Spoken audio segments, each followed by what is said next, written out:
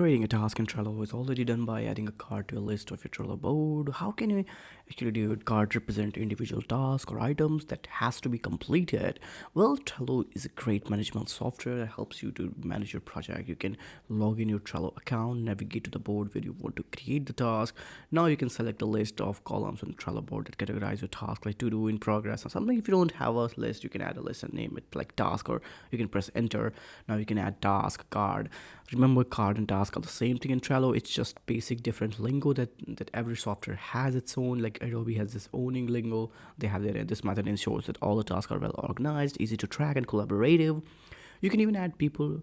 So this was how you can add entire task and cards in your Trello project. Trello management project is a very great tool that helps you to enhance and make your productivity or your organization's productivity much faster than ever before.